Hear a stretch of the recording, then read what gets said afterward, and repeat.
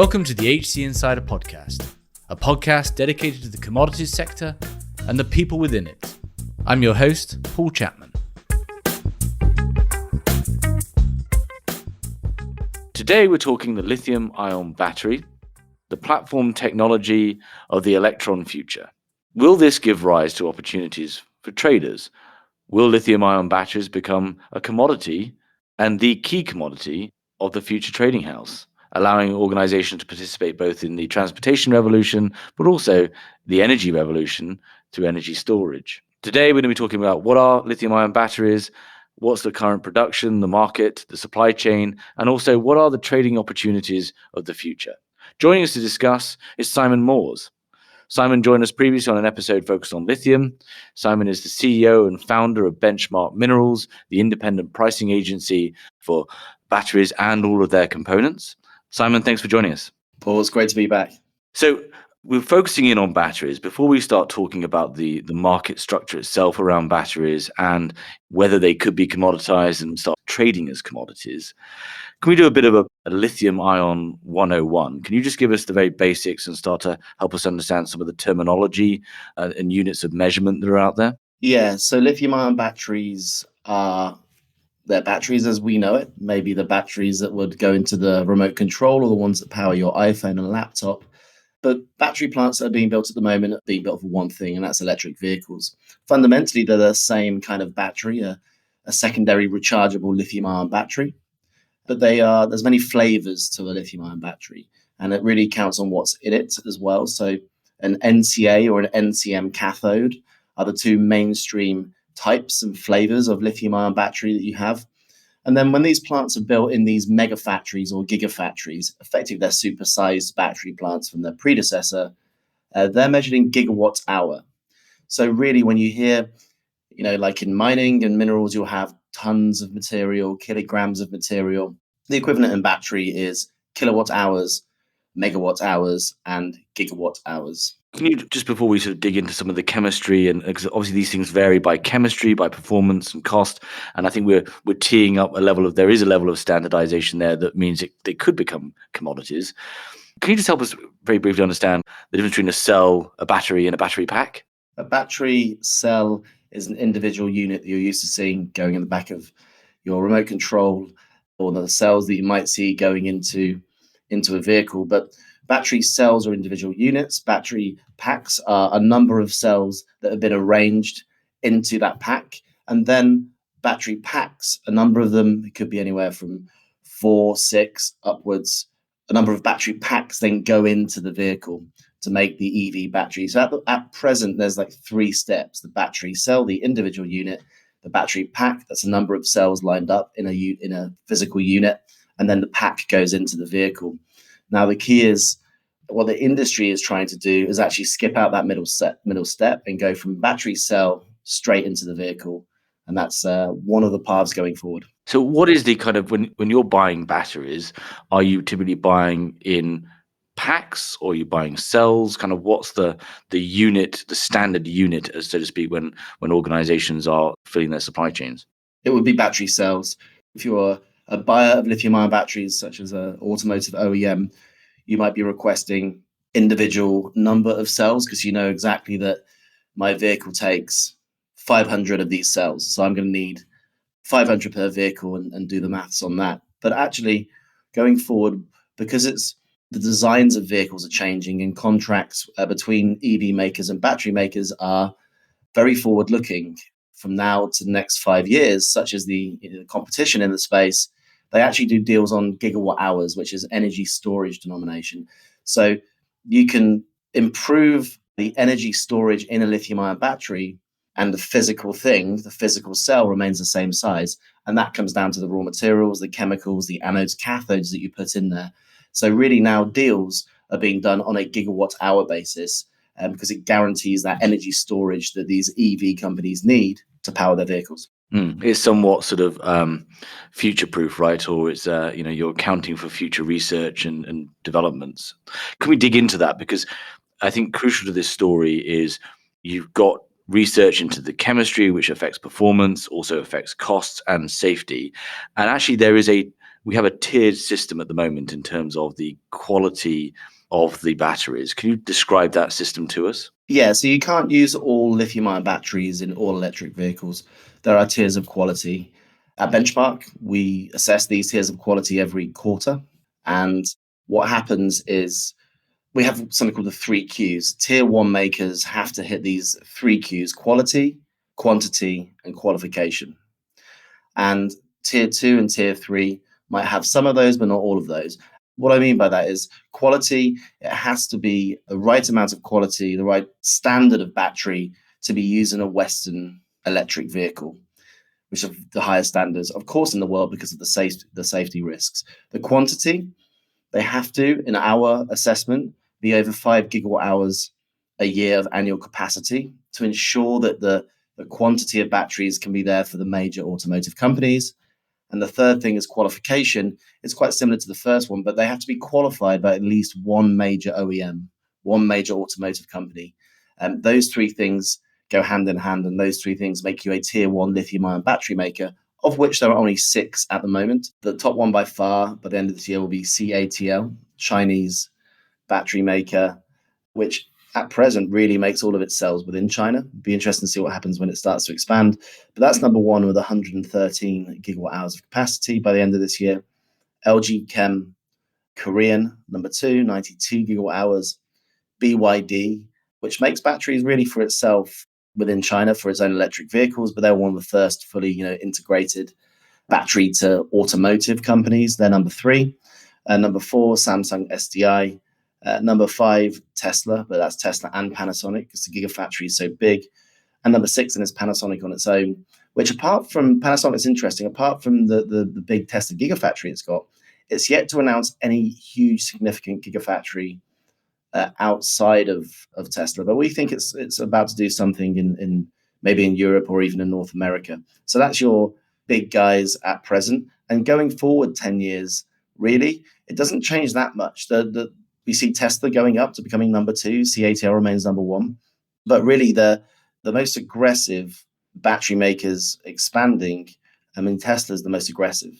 CATL is probably the second most aggressive, and LG Chem third. So they're the three to really watch, announcing new mega factories, new gigafactories, and new expansions. Yeah, just to understand that, is Benchmark the independent standard setter, and are those standards recognized globally? Or, are there still sort of vagaries out there in terms of what different organizations class different batteries? Yeah, so Benchmark, we were the first to create this tiering system because there was a need to actually rank really and filter all these battery companies that are A, existing and expanding, or B, emerging as brand new producers. There are so many now. We have 200 of these gigafactories that are either active or in the pipeline over the next 10 years.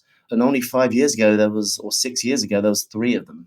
And so you can see a proper surge in both numbers of producers and both capacity of plants and also where the battery plants are located. There was a desperate need for a ranking system, for a filter process.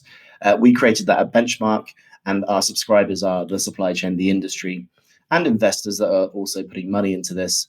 And we felt 3 years ago this was needed, and it's been a great response so far. But it's also early days for the battery industry. In fact, end of last year really was the beginning of this new phase of growth, almost the lithium-ion battery entering its teenage years in many ways. Yeah. So let's move on to production, because I think the story starts to get really interesting, right? So I was fascinated by this stat that the US is building 4 gigafactories a year right now, and China's producing 1 a week. Right, which I think also, and we'll talk about it, stems back to the Chinese government has been subsidizing and investing heavily in EVs and battery production for a decade. You've had this exponential rise in the number of gigafactories. They're already worth, Northvolt is yet to produce a battery, but has had some phenomenal valuations put around in the private placement market, 10 billion, etc. First of all, what is a gigafactory? And can you give us some sense of how these batteries are produced? And then we can dig into kind of where and some of the trends. Yeah, a gigafactory or a battery megafactory, same thing, is a physical building, a factory or a plant that can produce, in our books, over 1 gigawatt hour worth of battery cells every year. They often get confused with battery pack facilities, but it's where the battery cells are made that is the crucial supply of batteries for this electric vehicle and energy storage revolution. Just help orientate us. How many electric vehicles can a gigafactory supply in 1 year? It's a good question. So, the original Gigafactory, which is a Tesla brand name, really, the Tesla Gigafactory in Nevada was the original one, and that started up in 2016. And that has the capacity at 37 gigawatt hours to make about 450,000 electric vehicles. But it's still the biggest battery plant in the world today. The reality is, of that 200 battery plants that I discussed earlier, the average capacity of these are about 15 gigawatt hours, so about half, just over half, so maybe 200,000 vehicles worth. But that can give you some numbers to orientate the listeners. And the crucial bit of information here is even if you control for, there's all the lithium supply in the world, or the refined lithium carbonate, or whatever it might be, and all the other parts that go into it, the graphite and so forth, it still takes, I'm looking at your notes here, somewhere between 2 to 4, but typically more like 4 years to get a factory up and running. That's the case. Yes. So coming from the commodities world, and as your listeners do, they would be quite familiar actually with lead times of building mines and plants to get the raw materials out of the ground and into the supply chain. And even though it's quite quick to build a battery plant, a gigafactory on average 2.5 years to construct from breaking ground to actually declaring it open. But the other key thing is it's another 3.5, 4 years on top of that to actually work out the bugs, make sure the plant works properly, and get the good level of operational run rate capacity of about 80 to 85% to ensure those batteries are there coming out of the building and going into your electric vehicle. So it's the best part of 5 years from breaking ground of these new plants to actually getting the good amount of quantity of batteries into the industry, into the automotive industry. And I think people fail to understand these lead times. And before we dig into the market, which I think is fascinating, can you just give us an overlay of where production is going on? I think 60% is based in China, right? And then you've got Europe, and then the US is kind of way behind at this point. Yeah, so China has been leading this global battery arms race since day one, really, even though Tesla in many ways started it with the Gigafactory announced in 2014, up and running end of 2016 or 2017. China was really leading the volume, the number of battery plants, and the capacity build out, and the billions of investment needed to build one of these things. And right now, China, by the end of this year, will have 75% of lithium-ion battery capacity globally, and the US is well below 10% of that number. And Europe has been more active in building battery plants, and it's not necessarily catching up, but it's building batteries for the needs of the continent. This battery arms race is becoming continental. That's something that's an important trend to kind of understand. But China continues to invest the dollars needed to ensure that the battery capacity, at least the battery capacity, will be there for its electric vehicles. Without lithium-ion batteries, you don't have electric vehicles. It's as simple as that. And China was very proactive 5 years ago to start building capacity. So I think that it's quite a fascinating and stark fact there that it was only 15 years ago the US OEMs and some of the Europeans were going to dominate the Chinese market with the combustion engine. And that was the huge opportunity for growth. And now suddenly we're facing a situation where, because China has been investing, and we're going to come on to the politics, but has invested heavily in this sector, it almost in the situation where the Chinese will dominate Western car production or consumption, because the lithium-ion battery packs, or the cells, are the crucial component of an EV and the rate limiting factor.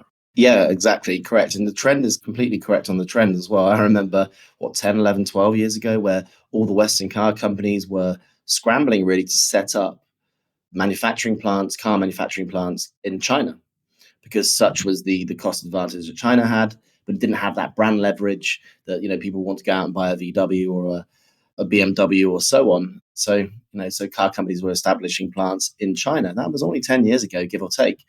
But what China also realized is with electric vehicles, first to satisfy its own market, let alone export markets. It saw an opportunity to leapfrog, this old technology, and Chinese companies knew they were never going to be dominant in the global automotive market outside of China to a significant extent, but pushed forward electric vehicles.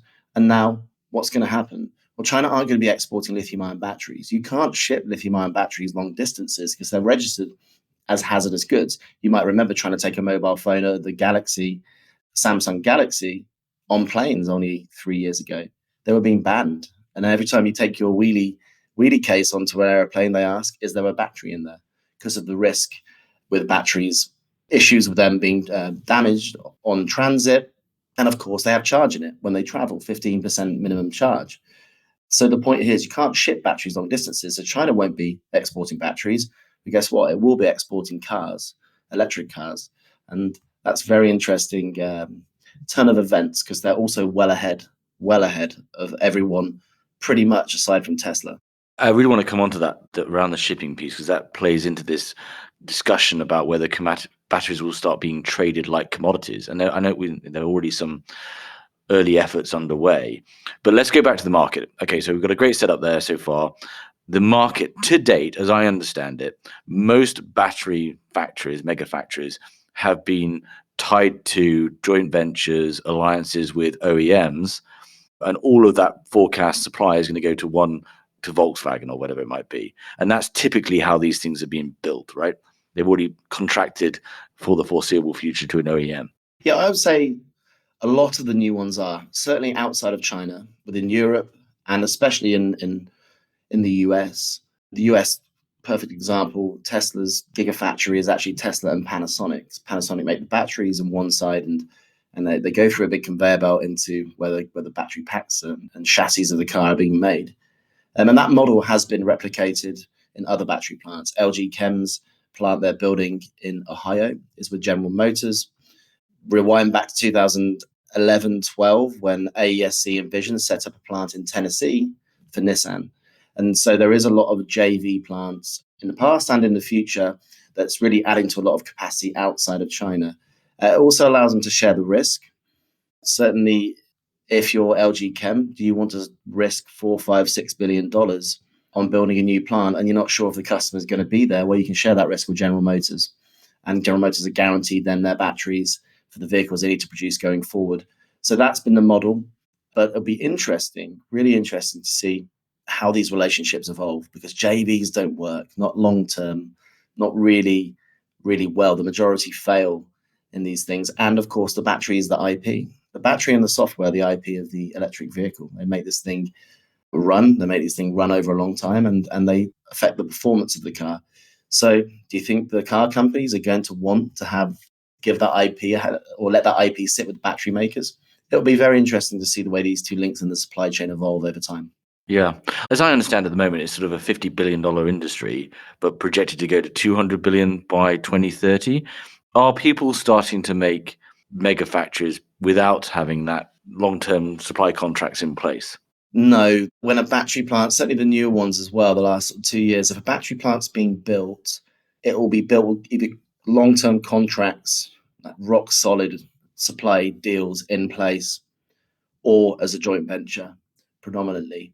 There are some examples like CATL are building one in Germany, and that's CATL's their first step outside of China with the assumption, well, I don't know any specific contracts in place for that specific deal, but their assumption that, well, at least 10 gigawatt hours of batteries are going to be absorbed by that market regardless in 3 years' time when it comes up and running. So really, it's long-term contracts or it's JV projects where money is committed from both sides. And there's also an undercurrent, a little bit of subsidy as well here. Probably about 15% of this money, I would say, is subsidized by governments wanting to have the next Tesla Gigafactory or wanting a big battery plant from CATL in their local area. So there's a subsidy money that's helping this as well. So if I'm a trader and I want to go and buy some battery cells speculatively, is that possible, or is all the supply ultimately contracted? All the supply at the moment, or the vast majority, is contracted. And you have to think that it's actually a future industry at the moment because battery plants are being built from scratch as we speak. So this year, the battery capacity in the world will just under double. We'll go from about 420 gigawatt hours last year to about 780 gigawatt hours this year, because all these plants are being built. Some are being expanded, but the vast majority are new. And what that means is that contracts are being put in place for plants that are not built yet, that might be there in 2 years, that might be there in 3 years. So over the next 3 to 4 years, this next phase of EV growth, you're actually locking up supply from facilities that don't yet exist.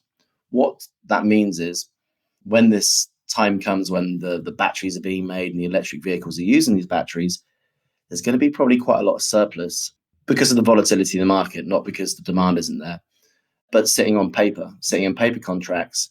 And I think what you'll see, and what you kind of have seen in 2 years a little bit, but what you'll see certainly in the future is you'll have one big OEM with one massive contract for 100 gigawatt hours, and then it would outsource or sell off some of that contract.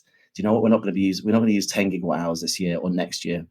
Let's subcontract or sell that to a smaller battery or EV maker, should I say, who doesn't have the pricing power to do the big contracts, and actually becomes a little business on the side as well. So it's quite interesting to see the way these deals and contracts evolve, and they're all sitting on paper. Yeah, I think this is starting to take us towards how this could be actually quite an opportunity for commodity traders. There are all the pieces in place. It's probably going to be a couple of years down the line. But yesterday, I just so happened to, I'm selling my car. We're going to a one-car household, and I'm going to be buying I have bought an electric bike. And of the company's range, I think they have like 8 different bikes. 6 of them were sold out of stock, because I guess it's access to the batteries is the problem. So it's already, I think, that very challenging supply chain for anyone trying to get into this space. Yeah, perfect example, right? And Elon Musk as well said in January that they can't make the Tesla Semi this year. It's pushed into next year, I think, because they haven't got the batteries. They can't make the new Roadster because they haven't got the batteries. That tier 1 quality lithium-ion batteries. So it might be easy to say, well, there's loads of capacity being built out, but of that 780 gigawatt hours that I talked about, there's only about 35% of that is tier 1 quality. So it's not 780, it's 30% of that. Paul, you're better at maths than me, so you can work that one out. But that's kind of the situation that Western producers of, whether it's e-bikes or electric vehicles or electric buses, that's kind of the issue they're facing at present. Yeah. So one final thing on while we're talking about kind of the market and production at the moment, this has very quickly been recognized as actually a national security issue, or at least of national interest. We've seen the Biden administration, come out with a series of programs and goals around climate change, but also step in on, I think, was it the SKLG Chem issue that was holding up a factory? Are we going to see the US government, are we going to see the European Union, the UK start to aggressively subsidize or support this industry like the Chinese have? I think we are, yes, because I don't think the pace of change is quick enough, really. I think governments, and it's certainly down to the work we've done at Benchmark, with the work we've done with the US Senate and other departments, with what we're telling the UK government at the moment, what we've been saying to the Canadian government, is lead times, the pace of building these battery plants out is nowhere near quick enough. You're not going to have the supply of batteries, let alone the supply chain. That's a different podcast, the one we did earlier. It's not going to be in place unless you put money into this to speed it up. You're building a supply chain. Sorry, you're building an industry, a heavy industry from scratch. When was the last time any Western country did that? China's done it in our lifetimes, but Western economies, this is the 30s, 40s, 50s. This is the New Deal type era, Roosevelt type stuff. So that's the challenge. And what happened in America, really interesting. It's kind of opened up or unblocked the doubts in America, was certainly the settlement for LG Chem and SK, the 2 Korean heavyweight battery makers, were actually having, battery beef or a battery battle on US soil, because LG Chem accused SK Innovation of stealing a number of trade secrets in lots of different departments. That was settled for $1.8 billion, but the White House had to step in. And for full transparency, Benchmark was involved with that. We wrote independent market reports on the state of the battery supply chain. So it was our pleasure to be able to get our data into those decision-making pyramids, if you like, within the US. And as a result, the White House also, back in February, put the lithium-ion batteries and semiconductor chips on the radar of supply chain for their supply chain executive order. So very much batteries are at the top of the geopolitical agenda, both in the White House and the EU and China. And that's quite amazing, really. Amazing turn of events for the last 2 years. And we're not even really at the moment, we're just talking the demand from EVs. Separate to that, and in other podcasts we've covered it, the future grid of Europe and even the US is going to be heavily reliant on batteries, these virtual power plants, to disintermediate or to tackle intermittency with renewables, and even down to the household, right? With the battery packs in the household. Like, the demand is just incredible. And as you say, quite rightly, this is actually an entire industrial revolution that everyone is chasing. And we're talking 5-10 year life cycles in just getting the supply chains in place. So let's talk about our clients are commodity traders, or for the most part, we're in the commodity trading world. To be a commodity, it's, these things are obviously, there's a standardization, there's fungibility. You've obviously talked about that tiered system. Is that being increasingly recognized? Is that how you think will we have just national standards about what constitutes the various qualities around a lithium ion cell? Yeah, I think we will. I think, the system we put in place is an independent information data provider for the battery and EV supply chain is being increasingly recognized. Companies, they want to move up from tier 2 to tier 1 to ensure that they are in the workflow, in the decision making for the biggest OEMs, who are actually now only making calls. They've talked about it. You see car companies talk about EVs, but they haven't done the research on batteries at a granular level. And it's quite amazing that these statements are being made. You could argue for political reasons, maybe, from the majority of car companies, but they haven't looked at a granular level for batteries and the tiers of quality. And then there's the raw materials that feed them, which is a different equation. But the key is going forward that this is going to be battery supply is going to be an increasing issue, increasing challenge. And when you have these supply and demand challenges for battery cells, then you have an opportunity for traders to step in. It's not necessarily now, but certainly 2, 3, 4 years, where all of a sudden there's a surplus of tier 1 battery cells, maybe, or this car company has 5 surplus gigawatt hours of Samsung SDI or LG Chem batteries, which buyers know it's a certain quality, it's a certain format shape, and it's a certain chemistry.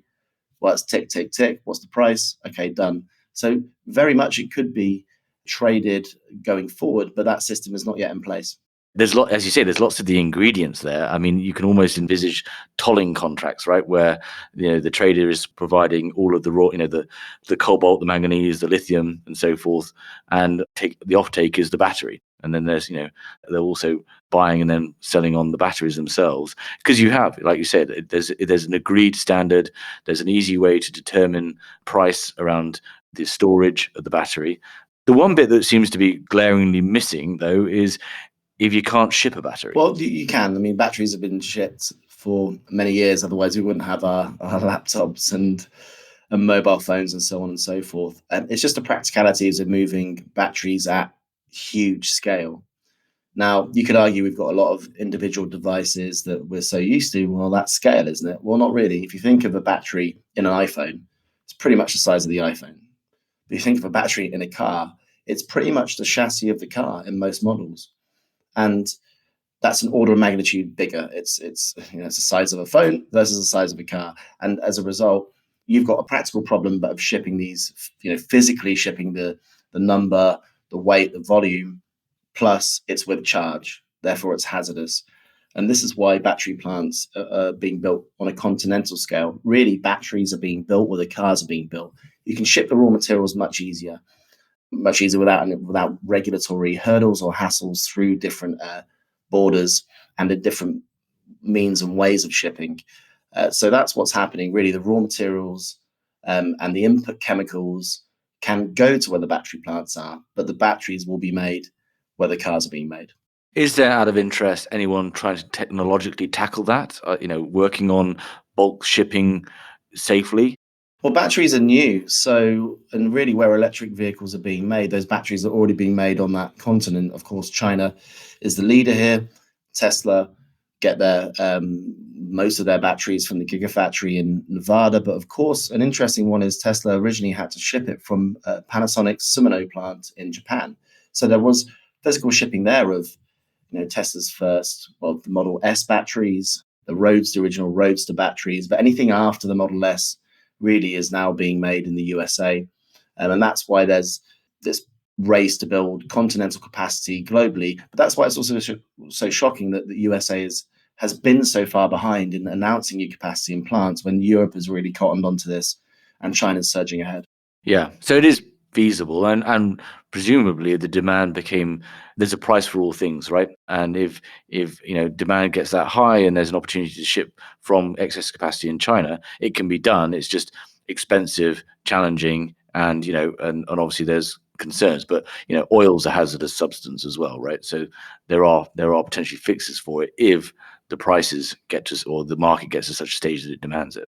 Exactly. Yeah. I mean, I'm talking of it from a fundamental supply chain being built from scratch perspective.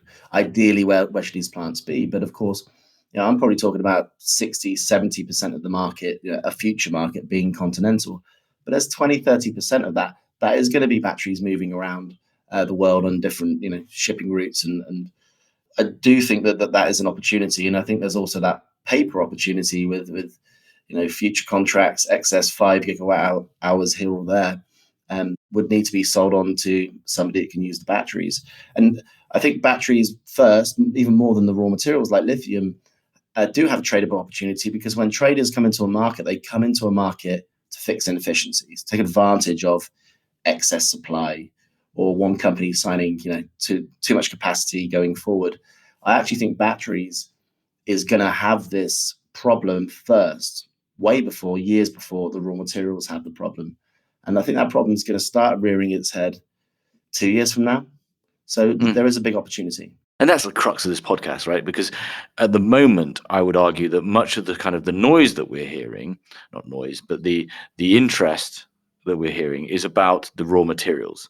Is there an opportunity? Obviously, cobalt's traded, but is there an opportunity to start trading lithium, some of these rare earths, and so forth? But actually, the what you just said there is fascinating.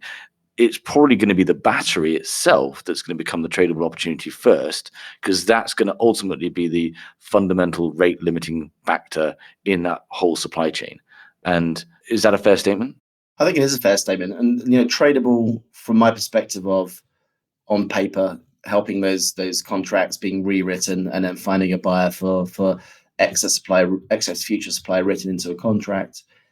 Because Japanese, Korean, or Chinese, or maybe even European battery makers, well, they can ship that material themselves. In fact, batteries are not sitting around stockpiled. They're actually made to order, pretty much. But lithium-ion batteries are perishable goods, so you don't have massive stockpiles of batteries for very long.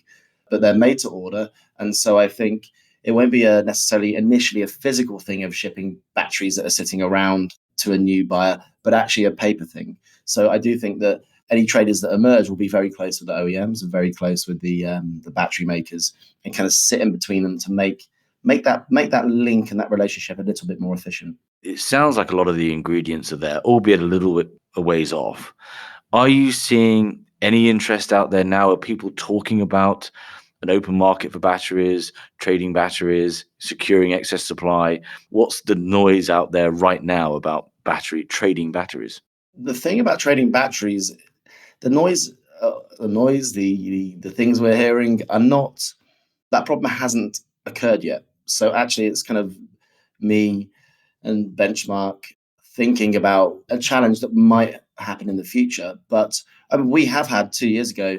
We had a couple of 2 years ago when there was the first surge, if you like, of interest. We had a couple of buyers of batteries saying, "I've got this contract. Can you find somebody who would need these batteries? It's this chemistry, it's this format, and it's this amount of gigawatt hours. Do you know anybody?" Of course, we're an independent publishing company, so we couldn't help. But that problem, there was a few little examples back in 2016, 17, and we're now about to go through the equivalent period, just on a much bigger scale. And that's why I think, in 2023, 2024, 2025, when the batteries are there, maybe the OEMs have misforecast their needs by even 5%. The volume is so big, there's a big money opportunity there for even that kind of margin for error. Yeah, it makes me, there certainly aren't battery traders right now. It makes me, from a human capital standpoint, we need to start training some, because it could be quite a lucrative space. Before I let you go, I really appreciate the discussion. You just mentioned one thing there that kind of struck me. You describe batteries as a perishable goods. Why is that? Because they're a jelly roll of chemicals, minerals, and metals. Then you put charge into it, and if these batteries aren't being charged and discharged on a relatively regular basis, I don't mean like every day, but every other day, a few times a week, then issues at a electrochemical level, issues with defects forming in the cathodes and anodes start to occur. And so if you have these batteries sitting around with, say, 15% charge in stockpiles, but there's no movement of these ions, this discharge, recharge, then defects start forming. And then once you have defects in the battery, if you hit them with charge in one go, they're going to break. So that's the issue. So there's also actually going to be significant storage costs associated with, in the future, traders are warehousing these things. Yeah, exactly. If you do want to store batteries, why not store them in energy storage systems and get some solar panels and store sunlight at your factory? Because then they're being used in that sense. But of course, it's me being a little bit flippant, but the principle's there. Yeah. Gives you the opportunity to trade power as well. And, yes. Well, it's been a fascinating discussion. Once again, really enjoyed it. I think it was an excellent sort of part 2 to the lithium episode we did together. And it's certainly a space that I know all of our clients and connections are looking at, and appreciate yours and Benchmark Minerals support. Any final thoughts for us before we let you go? I guess my final thought would be for your listeners that when you see or hear about a lithium-ion battery, see it as a platform technology.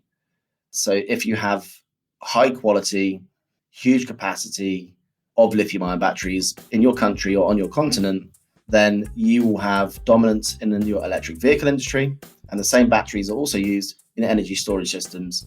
So you will have a big chunk of the future of the energy industry and utilities as well. So that's very much a platform technology that breeds trillions of downstream future industries. Fascinating. Well, Simon, really appreciate your time and look forward to having another conversation in the future. Thank you for having us again, Paul. Appreciate it. Thank you for listening. If you enjoyed this episode and want to support the show, please give us a positive review on Apple Podcasts or Spotify. To find out more about HC Insider and Human Capital, a search firm dedicated to the commodities sector, go to www.hcinsider.global, where you'll find more original content on the commodities sector and more details on our offering as a search firm and our locations around the world. Thanks again for listening.